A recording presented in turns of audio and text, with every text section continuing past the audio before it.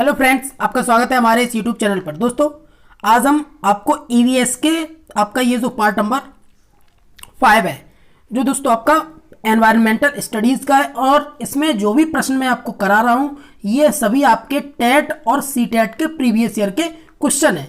क्योंकि दोस्तों आपके प्रीवियस ईयर के क्वेश्चन से आपको अंदाज़ा लग जाता है कि पेपर हमारा किस तरीके का आता है। चलिए तो शुरू करते हैं। शुरू करने से पहले दोस्तों आपको एक काम करना होगा। आपको अगर हमारा ये वीडियो अच्छा लगे और अगर आपको चैनल पर विजिट करने से दोस्तों आपकी कोई हेल्प हो रही हो तो आप हमारे चैनल को सब्सक्राइब और बेल आइकन को प्रेस कर दें, और अगर वीडियो पसंद आए तो वीडियो को लाइक और अपने दोस्तों में शेयर कर दें। ओके, हमारा आज का सबसे पहला प्रश्न है कि निम्नलिखित भारतीय राज्यों में से किस राज्य की कोई समुद्री सीमा नहीं है? तो गुजरात, गोवा, राजस्थान और महाराष्ट्र। अगर बात करें तो हमारा जो गुजरात है ये भी समुद्र के साइड पड़ता है, हमारा जो गोवा है ये भी समुद्री सीमा है, महाराष्ट्र है मुंबई ये भी समुद्री सीमा है, लेकिन दोस्तों आपका जो राजस्थान है इसके पे कोई समुद्री सीमा नहीं पड़ती। तो दोस्तों हमारा आंसर होगा ऑप्शन नंबर सी। चलिए अगले प्रश्न पे चलते हैं। अगला प्रश्न है, किसी नदी के प्रदूषण स्तर की माप की जाती है? एसटीपी से, एटीपी से, वीओडी से या डब्ल्यूपीएल से? अगर बात करें कि नदी के प्रदूषण स्तर की माप, तो नदी का जो प्रदूषण स्तर है ये हमारा वीओडी से मापा जाता है। वीओडी का जो फुल फॉर्म होता है वो आपका होता है दोस्तों वायोकेमिकल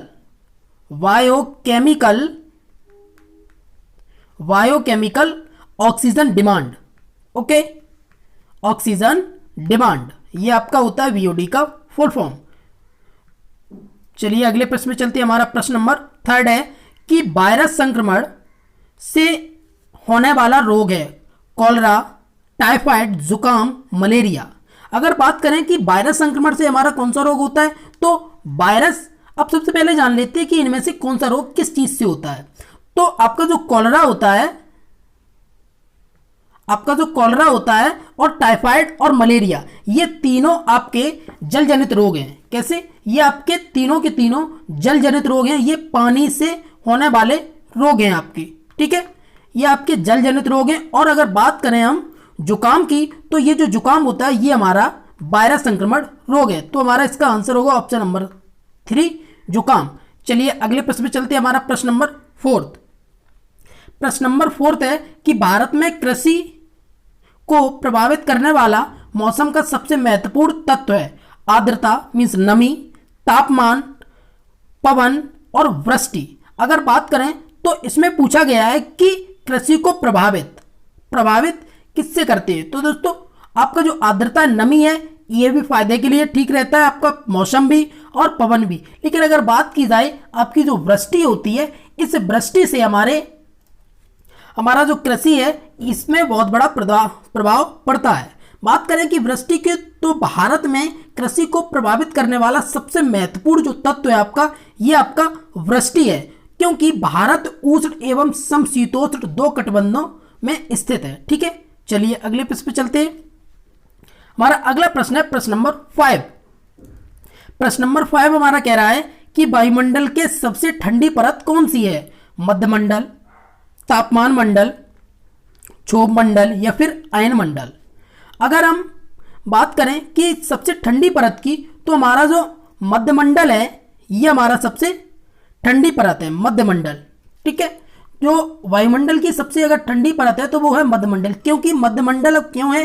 क्योंकि मध्यमंडल तक वायुमंडल का तापमान गिरता है, यहाँ मध्यमंडल तक जो वायुमंडल है इसका तापमान गिरता है, तथा मध्यमंडल के बाद वायुमंडल का तापमान बढ़ने लगता है। मध्यमंडल के मध्य सीमा पर तापमान गिरकर 1000 सेंटीग्रेड, कितना 1000 डिग्री सेंटीग्रेड तक पहुंच जाता है, ठीक है। तो हमारा इसमें आंसर होगा ऑप्शन नंबर ए, मध्यमंडल। चलिए हमारा अगला प्रश्न है प्रश्न नंबर 6 कि निम्नलिखित में से कौन सी एक ग्रीन हाउस गैस है? तो आपकी ऑक्सीजन, सल्फर डाइऑक्साइड, आर्गन और मेथेन। बात करें कि कौन सी ग्रीन हाउस गैस है, तो जो ग्रीन हाउसेस गैसें होंगी ये क्या है कि ग्रीन हाउसेस गैसें जो पृथ्वी के तापमान को बढ़ाने में सहायक होती हैं, वो हमारी क्या होती है? वो हमारी होती हैं ग्रीन हाउसेस गैसें, जो क्या करें, जो हमारे पृथ्वी के तापमान को इंक्रीज कर दें। ठीक है, तो प्रमुख ग्रीन हाउसेज जो आपकी गैसें होती हैं वो आपकी जैसे कि मेथेन है, आपका कार्बन डाइऑक्साइड है, आपका नाइट्रस ऑक्साइड है और आपका क्लोरोफ्लोरोकार्बन है।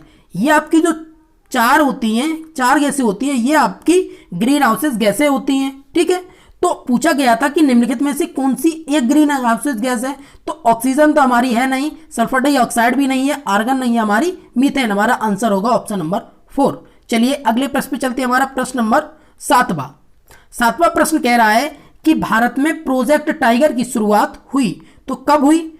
1982 में, 1973 में, 1992 में, 1996 में। अगर बात करें कि भारत में जो प्रोजेक्ट टाइगर है इसकी शुरुआत आपकी हुई थी, ये आपकी हुई 1973 में। 1973 में कैसे दोस्तों कि बाघों की जो हमारे भारत में जो बाघ थे, बाघों की घटती संख्या को रोकने, बाघ जो थे हमारे इंडिया में, इनकी संख्या दिन ब दिन घटती जा रही है और जा रही थी उस समय। तो दोस्तों इनको रोकने के लिए, बाघों के संरक्षण के लिए भारत सरकार ने 1 अप्रैल दोस्तों, कब? 1 अप्रैल सन 1973 को, आपका 1 अप्रैल सन 1973 को प्रोजेक्ट टाइगर की शुरुआत की। इस प्रोजेक्ट जो टाइगर है इसकी शुरुआत दोस्तों आपकी कहां हुई? तो आपका ये जो टाइगर रिजर्व है ये आपका दोस्तों कहां है? तो ये आपका उत्तराखंड में है। उत्तराखंड में इसका नाम क्या है? तो दोस्तों इसका नाम है हमारा कॉर्बेट नेशनल पार्क। कौन सा दोस्तों? आपका कॉर्बेट नेशनल पार्क जो है ये आपका कहां स्थित है? ये आपका है उत्तराखंड में स्थित है। ठीक है, तो आपका कहां है? उत्तराखंड में। कब शुरुआत हुई? 1 अप्रैल 1973 को प्रोजेक्ट टाइगर की। किस लिए? क्योंकि टाइगर जो हमारे भारत में, क्योंकि इससे आपको टाइगर, प्रोजेक्ट टाइगर से टाइगर मतलब टाइगरों के लिए। ठीक है, तो 1973 में कहां सबसे पहले? तो उत्तराखंड में क्या है? हमारा कॉर्बेट नेशनल पार्क है जो बाघों के लिए फेमस है। चलिए हमारा अगला प्रश्न है प्रश्न नंबर 8वां। प्रश्न नंबर 8वां हमारा कहता है कि पृथ्वी तल पर उस काल्पनिक रेखा को क्या कहते हैं जो 180 डिग्री मेरिडियम यामोत्तर पर खींची है? ठीक है, तो अगर बात की जाए अंतर्राष्ट्रीय तिथि रेखा, कर्क रेखा, विषुवत रेखा और प्रधान यामोत्तर रेखा। ठीक है, तो 180 डिग्री मेरिडियम यामोत्तर पर जो रेखा खींची गई है ये हमारी है दोस्तों, ये हमारी है अंतर्राष्ट्रीय तिथि रेखा, जो पृथ्वी तल पर लगभग 1800, कितना दोस्तों? 1800 मेरिडियन है ये, ना है। ओके दोस्तों, तो मेरिडियन यामोत्तर रेखा जो काल्पनिक रेखा है, ये कैसी रेखा है? ये आपकी एक काल्पनिक इमेजिनरी लाइन है, उसे अंतर्राष्ट्रीय तिथि रेखा कहते हैं। क्या कहते हैं? अंतर्राष्ट्रीय तिथि रेखा कहते हैं। इस रेखा से पृथ्वी को पूर्वी एवं पश्चिमी देशांतर क्षेत्र में बांटा गया। इसी से क्या दोस्तों, आपका जो पूर्वी है और पश्चिमी देशांतर है इनको बांटा गया है, डिवाइड किया गया है हमारा किससे? अंतर्राष्ट्रीय तिथि रेखा से। चलिए अगले प्रश्न में चलते हैं। हमारा प्रश्न नंबर 9 दोस्तों, चलिए देखते हैं हमारा 9वां प्रश्न कौन सा है। हमारा 9वां प्रश्न है कि निम्नलिखित में से किस राज्य में गल्फ ऑफ मन्नार मैरीन राष्ट्रीय पार्क स्थित है? तमिलनाडु, गुजरात, अंडमान द्वीप या फिर पश्चिम बंगाल। अब बात कर रहे हैं यहां पे हम कि अपने तमिलनाडु, किसकी? निम्नलिखित में से किस राज्य में गल्फ आर मन्नार की अगर बात करें तो दोस्तों ये आपका स्थित है कहां? तमिलनाडु में। ठीक है, तो आपका तमिलनाडु में गल्फ ऑफ मन्नार जो है ये आपकी मन्नार की खाड़ी, जिसे हम मन्नार की खाड़ी कहते हैं, ये दोस्तों हमारी कहां? ये हमारी कहां है? तो ये है तमिलनाडु में। तो तमिलनाडु में एक राष्ट्रीय पार्क है, भारत के तमिलनाडु राज्य में स्थित है ये पार्क। यह उथले पानी की खाड़ी है जो हिंद महासागर में लक्षद्वीप सागर के एक भाग का निर्माण करती है। भारत के रामेश्वरम, कहां दोस्तों? भारत के रामेश्वरम आपका बिल्कुल लास्ट में है, जो श्रीलंका के लिए रास्ता जाता है, वही आपका, वहीं पे है आपका रामेश्वरम। ठीक है, तो रामेश्वरम द्वीप से लेकर श्रीलंका के मन्नार द्वीप तक स्थित है। यह भारत का दूसरा सबसे बड़ा बायो रिजर्व भी है। ठीक है, तो ये कैसा है? ये भारत का सबसे बड़ा बायो रिजर्व भी है। क्या? हमारा गल्फ ऑफ मन्नार मैरीन राष्ट्रीय पार्क। चलिए दोस्तों अगले प्रश्न में चलते हैं। हमारा प्रश्न नंबर 10वां है दोस्तों, जनगणना 2011 के अनुसार भारत में लिंगानुपात कितना था? 916 पर 1000 पुरुष, 940 स्त्रियों पर 1000 पुरुष, 920, 982। अगर बात करें हम 2011 के आंकड़े की, तो 2011 के आंकड़े में हमारा जो स्कोर था वो हमारा था इसमें से 943 था आपका, ठीक है। 943 का 1000 मतलब 1000 पुरुषों पर 943 महिलाएं थी। तो दोस्तों इसमें से हम रिलेट करेंगे तो हमारा आंसर होगा ऑप्शन नंबर सेकंड। चलिए दोस्तों अगले प्रश्न पे चलते हैं। हमारा प्रश्न नंबर 11वां। प्रश्न नंबर 11वां हमारा कहता है कि निम्नलिखित में से किस एक प्राणी को किसान का मित्र कहा जाता है? केंचुआ, चींटी, मधुमक्खी, तितली। बात करें कि किसान का जो मित्र है ये किसको कहा जाता है, तो ये कहा जाता है केंचुआ को। आपने सुना भी होगा कि किसान के जो मित्र होते हैं वो कौन होते हैं, वो हमारे केंचुआ होते हैं। क्योंकि केंचुआ को किसान का मित्र कहा गया है, क्योंकि जो केंचुआ होता है ये नीचे की जो मिट्टी होती है, नीचे की मिट्टी को ऊपरी सतह तक लाने का कार्य करता है, जिससे मिट्टी और अधिक उपजाऊ हो जाती है। तो हमारा आंसर होगा इसमें ऑप्शन नंबर ए, केंचुआ। ओके दोस्तों, ऑप्शन नंबर ए हमारा इसमें बेचुआ लिखा है, ये गलत है दोस्तों, आपका यहाँ होगा केंचुआ। ओके चलिए अगले प्रश्न में चलते हैं। हमारा प्रश्न नंबर 12वां क्या कह रहा है?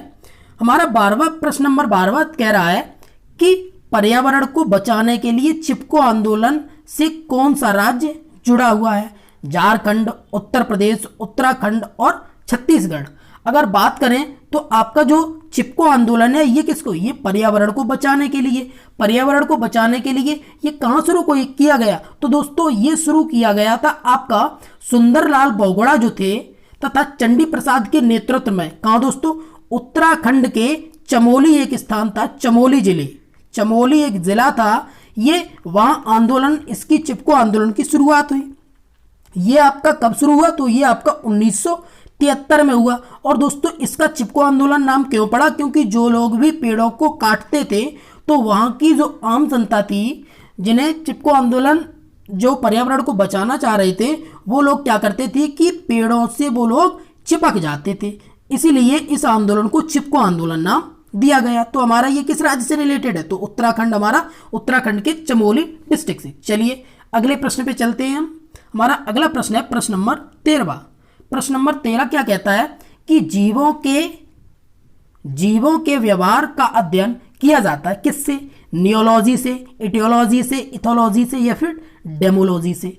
अगर बात करें कि जो हमारे जीव होते हैं इनके व्यवहार का जो अध्ययन है ये हमारा इथोलॉजी कहलाता है।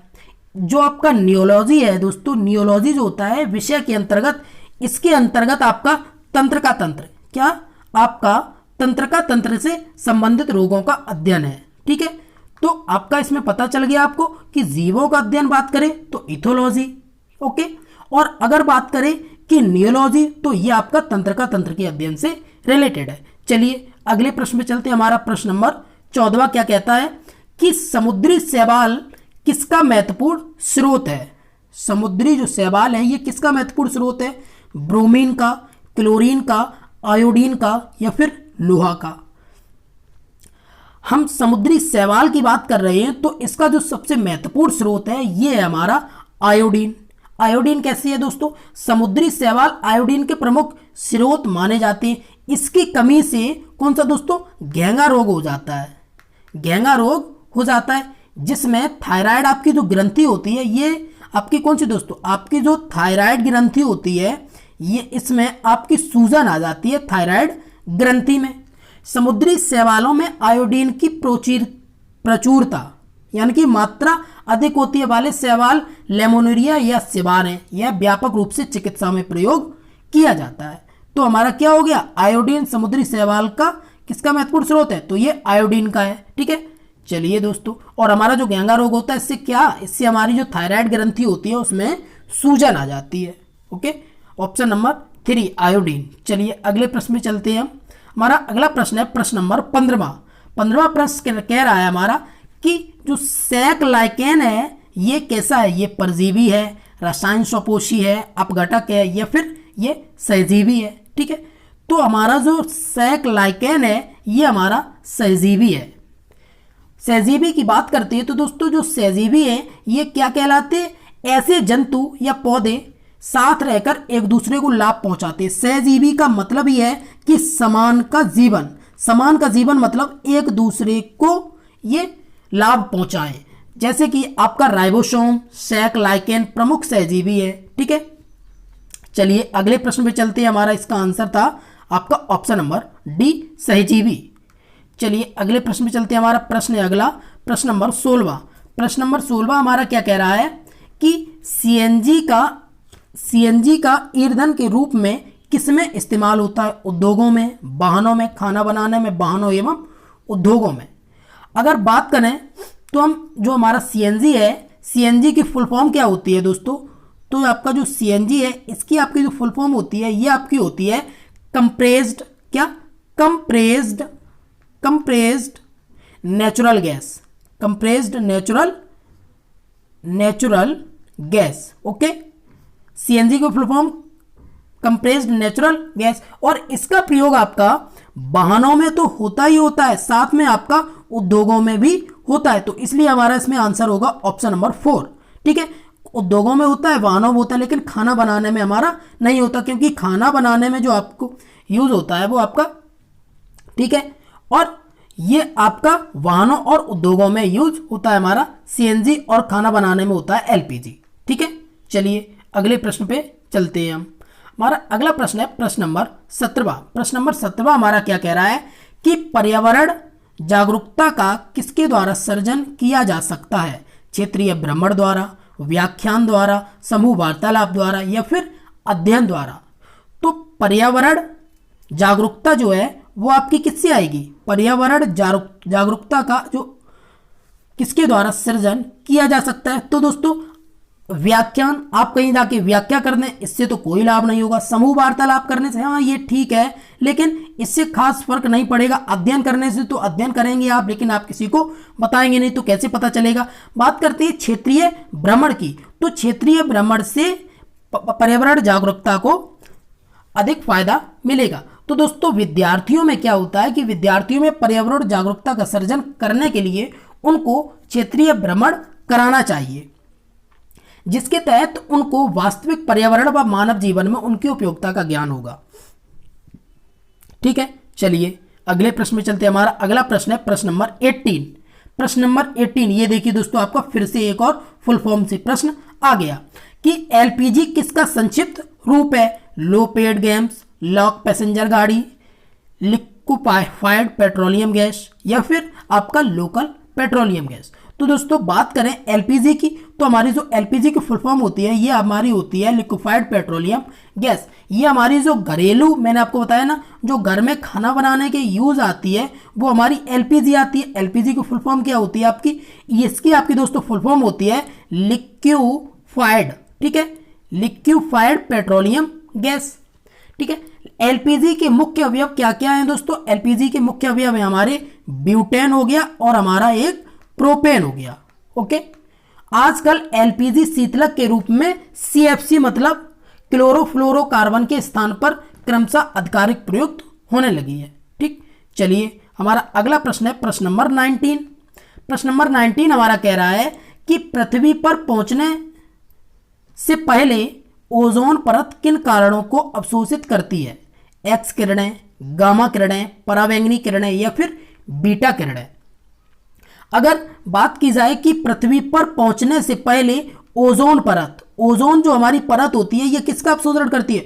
तो दोस्तों ये अवशोषण आपका करती है, किसका करती है? कि जो सूर्य से आने वाली जो हमारी हानिकारक किरणें होती हैं उन्हें हम पराबैंगनी किरणें कहते हैं या फिर गामा किरणें, पराबैंगनी किरणें कहते हैं। जो दोस्तों सूर्य से जब पराबैंगनी किरणें आती हैं ये बहुत ही हानिकारक होती हैं और ये पृथ्वी से पहुंचने से पहले हमारी जो ओजोन परत होती है वो इनको अवशोषित कर लेती है, जिससे ये किरणें पृथ्वी तक नहीं पहुंच पाती और ओजोन परत की जो सांद्रता है वो डॉप्सन इकाई द्वारा मापी जाती है। अगर बात करें कि ओजोन परत की जो सांद्रता है वो किससे मापी जाती है, तो वो आपकी मापी जाती है आपकी डॉप्सन से। ठीक है, डॉप्सन इकाई में द्वारा मापी जाती है। चलिए हमारा इसका आंसर था ऑप्शन नंबर 3 पराबैंगनी किरणें। चलिए अगले प्रश्न में चलते हैं हम।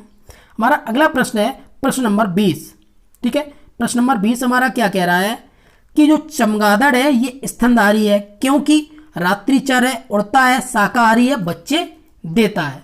तो जो चमगादड़ होता है ये क्या होता है दोस्तों, चमगादड़ जो है ये हमारा स्तनधारी वर्ग में रखा जाता है, क्योंकि जो चमगादड़ होता है वो बच्चों को जन्म देता है तथा उन्हें क्या दूध पिलाता है। चमगादड़ एक रात्रिचर भी है, ठीक है। लेकिन दोस्तों इसका जो मेन जो कारण है कि चमगादड़ स्तनधारी है, क्योंकि ये बच्चों को जन्म देता है, साथ में ये रात्रिचर भी है। अगर आपका बच्चे देता ये ऑप्शन ना हो, रात्रिचर हो, तो हम इसको रात्रिचर भी लगा सकते हैं। ओके, तो दोस्तों हमारा इसमें आंसर हो जाएगा आपका ऑप्शन नंबर डी, बच्चे देता है। चलिए अगले प्रश्न पे चलते हैं। हमारा अगला प्रश्न है प्रश्न नंबर 21। प्रश्न नंबर 21 हमारा कह रहा है कि पर्यावरण की परिभाषा क्या है। Definition of environment. तो दोस्तों समुद्र तल के नीचे पृथ्वी पर वस्तुएं, एबायोटिक एवं बायोटिक घटक, चीजें जो हमको घेरती हैं, उपरोक्त में से कोई नहीं। बात कर रहे हैं कि पर्यावरण की जो परिभाषा है वो हमारी दोस्तों परिभाषा है कि समुद्र तल के नीचे पृथ्वी पर वस्तुएं। तो दोस्तों ये तो हो नहीं सकता आपका। चीजें जो हमको घेरती हैं, हाँ ये हो सकता है, लेकिन ये भी आपका सुटेबल नहीं होगा, और उपरोक्त में से कोई ये तो आपका होगा नहीं। तो हमारा आंसर है इसमें ऑप्शन नंबर सेकंड, एबायोटिक एवं बायोटिक घटक। पर्यावरण जो होता है हमारा वो अनेक तत्वों से मिलकर बना होता है, ठीक है। जो पर्यावरण है ये हमारा अनेक तत्वों से मिलकर बना होता है, जो व्यवस्थित समूह में होता है, जिसमें सभी घटक बायोटेक एवं अबायोटेक प्राकृतिक में संतुलित रूप में रहती है। ओके, तो हमारा इसमें आंसर हो गया आपका ऑप्शन नंबर सेकंड, बायोटिक एवं एबायोटिक घटक। ये हमारी डेफिनेशन है किसकी, एनवायरनमेंट की। चलिए अगले प्रश्न में चलते हैं। हमारा प्रश्न नंबर 22 क्या कह रहा है। हमारा प्रश्न नंबर 22 कह रहा है कि निम्नलिखित अंतर्राष्ट्रीय संस्थाओं में से कौन सी संस्था वन्यजीव संरक्षण के प्रति समर्पित है। यूएनडीपी, यूएनएफपीए, यूनेस्को या फिर WHO। तो दोस्तों ये प्रश्न आपका प्रीवियस ईयर में पूछा गया था, और दोस्तों इसके ये सारे ऑप्शन जो थे ये आपके गलत थे, क्योंकि दोस्तों आपका जो वन्यजीव था इसके संरक्षण के लिए एक एजेंसी, एक संस्था बनाई गई थी, जिसे हम IUCN के नाम से जानते हैं, जिसे international union for conservation of nature कहते हैं, ठीक है। तो दोस्तों इसमें हमारा ये जो सारे ऑप्शन है ये हमारे गलत हैं, और वन्यजीव के लिए जो हमारी संस्था बनाई गई थी वो हमारी बनाई गई थी IUCN, international union conservation of nature, ठीक है। चलिए अगले प्रश्न पे चलते हैं हम। हमारा अगला प्रश्न है प्रश्न नंबर 23वां। क्या प्रश्न नंबर 23वां है दोस्तों आपका कि कृत्रिम वर्षा के लिए मेघ विजन के लिए प्रयुक्त रसायन है। आपने देखा होगा कि अब वर्षा कृत्रिम भी होने लगी है, तो उसमें क्या यूज किया जाता है, उसमें कौन सा केमिकल यूज किया जाता है जिससे कृत्रिम वर्षा कराई जाए। ऑप्शन है हमारी potassium bromide, silver nitrate, silver iodide या फिर पोटेशियम नाइट्रेट। तो अगर बात की जाए कि कृत्रिम वर्षा के लिए, तो दोस्तों कृत्रिम वर्षा के लिए हम यूज करते हैं सिल्वर आयोडाइड का। सिल्वर आयोडाइड का प्रयोग कृत्रिम वर्षा के लिए मेघ विजन के प्रयुक्त रसायन है, ठीक है। चलिए अगले प्रश्न में चलते हैं। हमारा प्रश्न नंबर 24वां है कि बायोडीजल तैयार किया जाता है किससे। जेट्रोफा से, यूट्रिकुलेरिया से, देवदार से, यूकेलिप्टस से। तो आपका जो बायोडीजल है ये आपका दोस्तों यूकेलिप्टस से तो होगा नहीं, देवदार से भी नहीं होगा, और आपका यूट्रिकुलेरिया से भी नहीं होगा। तो इसलिए दोस्तों हमारा इसका आंसर है option number A, jatropha. Jatropha जो होता है आपका जो बायोडीजल है, बात करते हैं हम बायोडीजल की, तो वो जो बायोडीजल है ये हमारा जेट्रोफा से, करकास से, किससे दोस्तों आपके ऑप्शंस पूछ लिए जाएंगे। हो सकता है कि करकास पूछ लिया जाए, आपका पंगामिया पूछ लिया जाए, आदि के पौधों से होता है। देश का पहला जो बायोडीजल संयंत्र है ये आपका कहाँ, ये आपका काकीनाडा। कौन सा दोस्तों आपका जो काकीनाडा है, ये काकीनाडा आपका कहाँ पड़ता है, ये काकीनाडा आपका पड़ता है आंध्र प्रदेश में। किसमें, ये आपका पड़ता है आंध्र प्रदेश में, ठीक है। आंध्र प्रदेश में ये स्थित है आपका क्या, काकीनाडा, और ये देश का पहला बायोडीजल संयंत्र है, ठीक है। चलिए हमारा इसमें आंसर है ऑप्शन नंबर ए। हम चलते हैं अपने नेक्स्ट प्रश्न पे। हमारा नेक्स्ट प्रश्न है प्रश्न नंबर 25। प्रश्न नंबर 25 हमारा कह रहा है कि विश्व ओजोन दिवस मनाया जाता है 16 सितंबर को, 21 मार्च को, 25 अप्रैल को, 5 जून को। तो अगर बात करें हम अपने विश्व ओजोन दिवस की, तो विश्व ओजोन दिवस हमारा अभी आने वाला है। अब जब आने वाला है तो दोस्तों आपका मार्च होगा नहीं, अप्रैल होगा नहीं, जून होगा नहीं, इसलिए दोस्तों ये हमारा मनाया जाता है सितंबर के माह में। तो विश्व ओजोन दिवस जो है ये प्रत्येक वर्ष 16 सितंबर कब दोस्तों पूरे विश्व में मनाया जाता है, ये पूरे विश्व में, क्योंकि ये विश्व ओजोन दिवस है तो इसलिए ये कब मनाया जाता है, ये हमारा मनाया जाता है 16 सितंबर को। यह दिवस ओजोन संरक्षण के जागरूकता के लिए मनाया जाता है कि हम ओजोन जो हमारी परत है इसको हम कैसे संरक्षित करें। ठीक है, चलिए दोस्तों हमारा आंसर इसमें ऑप्शन नंबर ए आपका 16 सितंबर। हमारा अगला प्रश्न है प्रश्न नंबर 26।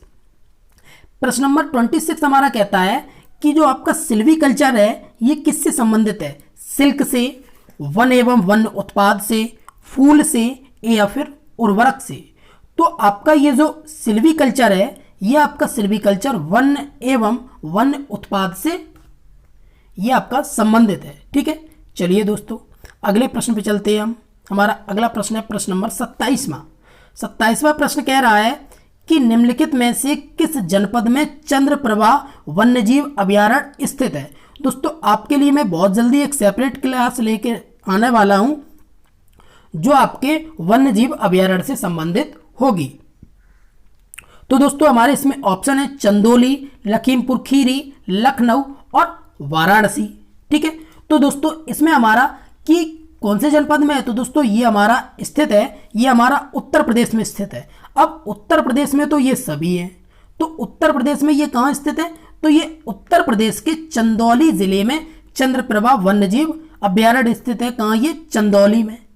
चंद्रप्रभा जो जीव अभयारण्य है इसकी स्थापना कब हुई, तो इसकी स्थापना आपकी हुई थी दोस्तों 1957 में। इस अभयारण्य में विभिन्न प्रकार के जीव जंतु पाए जाते हैं, ऐसा नहीं है कि इसमें एक जीव के लिए हो। ठीक है, तो ये इसकी स्थापना 1957 में कौन सा, चंदौली है, ये उत्तर प्रदेश में चंद्रप्रभा वन्यजीव अभयारण्य। चलिए अगले प्रश्न पे चलते हैं। हमारा अगला प्रश्न है प्रश्न नंबर 28वां हमारा प्रश्न कह रहा है कि निम्नलिखित में से कौन द्वितीय श्रेणी का उपभोक्ता है। उपभोक्ता मतलब जो उपभोग करता है। सांप है हमारा, हाथी है, शेर है, बकरी है। बात करें कि द्वितीय श्रेणी का, तो दोस्तों हमारा जो प्रथम श्रेणी का होता है ये हमारा कैसा होता है, ये हमारा होता है शाकाहारी। कैसा, ये हमारा होता है शाकाहारी जो प्रथम श्रेणी का उपभोक्ता होता है। ठीक है, तो प्रथम श्रेणी का उपभोक्ता होगा जैसे कि आपका हाथी है, आपका बकरी है, ये दोनों आपके क्या है, ये दोनों आपके प्रथम श्रेणी के हैं। और जो सांप है ये आपका द्वितीय श्रेणी का है, क्योंकि दोस्तों जो आपका सांप होता है ये शाकाहारी, ये मीन्स शाकाहारी भी होता है और ये मांसाहारी भी होता है, इसलिए इसको हम द्वितीय श्रेणी में रखेंगे। और आपकी जो तृतीय श्रेणी होती है ये बिल्कुल मांसाहारी श्रेणी होती है हमारी तृतीय श्रेणी। और जो तृतीय श्रेणी है ये हमारी होती है शेर, तो शेर हमारा तृतीय श्रेणी है। तो दोस्तों आपका जो द्वितीय श्रेणी है ये आपका सांप हो गया, हाथी और बकरी आपका प्रथम हो गया, और आपका जो शेर है ये आपका तीसरी श्रेणी हो गई। ठीक है, चलिए अगले प्रश्न में चलते हैं हम। हमारा अगला प्रश्न है प्रश्न नंबर 29वां कि झूम खेती होती है। झूम की खेती कहाँ होती है और झूम की खेती क्या है, हम इसके बारे में भी जानेंगे। तो हमारी जो झूम की खेती होती है ये हमारी जो खेती कहाँ होती है, तो दोस्तों ये हमारी होती है पर्वतीय एवं पठारी क्षेत्रों में। ठीक है, तो पर्वतीय और पठारी क्षेत्रों में होती है और ये अस्थायी कृषि पद्धति है तथा यह कृषि प्रायः पूर्वोत्तर भारत में की जाती है। कहाँ दोस्तों, पूर्वोत्तर भारत में की जाती है। कहाँ, जैसे कि आपका मेघालय हो गया, आपका नागालैंड हो गया, आपका मणिपुर हो गया, ये इसके प्रमुख राज्य हैं। जो झूम की खेती है वो कहाँ, मेघालय आपकी हो गई, और आपका नागालैंड हो गया, और आपका एक मणिपुर हो गया। ठीक है, तो झूम जो कृषि है ये एक आदिम प्रकार की कृषि है जिसमें पहले वृक्षों तथा वनस्पतियों को काटकर उन्हें जला दिया जाता है। ठीक है, और साफ की गई भूमि पर पुराने उपकरणों से जुताई कर कृषि की जाती है।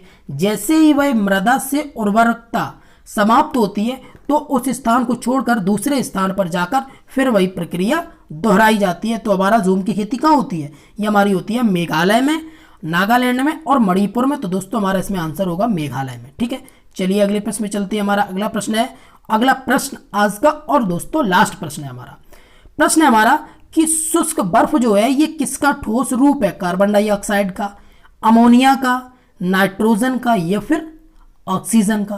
तो दोस्तों हमारी जो शुष्क बर्फ होती है, शुष्क बर्फ जो होती है ये हमारी क्या है, ये किसका ठोस रूप है, तो ये हमारा कार्बन डाइऑक्साइड CO2 का ठोस रूप है। ठीक है, तो दोस्तों आज का हमारा सेशन आपको कैसा लगा आप हमें कमेंट सेक्शन में जरूर बताएं। और दोस्तों अगर आपको आज का सेशन हमारा पसंद आया हो तो चैनल को सब्सक्राइब करके साथ में बेल आइकन को प्रेस कर लें और वीडियो को अभी जाके लाइक कर दें और अपने दोस्तों में इसको शेयर कर दें। और दोस्तों आपको इस वीडियो से निश्चित ही आपके एग्जाम में सफलता मिलने वाली है। ठीक है दोस्तों, अगर आप अभी तक हमारे टेलीग्राम ग्रुप को ज्वाइन नहीं किए हैं तो आप टेलीग्राम ग्रुप को ज्वाइन कर सकते हैं, जहां मैं PDF प्रोवाइड कराता हूं। और मेरे टेलीग्राम ग्रुप का जो नेम है वो आप सर्च करेंगे टेलीग्राम पे जाकर, स्टडी विद हिमांशु गोयल। ठीक है, आपको यहां से आप जैसे ही आएंगे तो आपको जान जब तक जीके तब तक का एक ग्रुप दिखेगा, आप वहां पे आपको ऐड होना है। ठीक है दोस्तों, तो दोस्तों अगर आपको यहां से सर्च पे नहीं मिलता है तो इस वीडियो के डिस्क्रिप्शन में मैं लिंक दे दूंगा, वहां से जाके ऐड हो सकते हैं। चलिए दोस्तों बहुत जल्दी मिलते हैं हम अपने अगले सेशन में।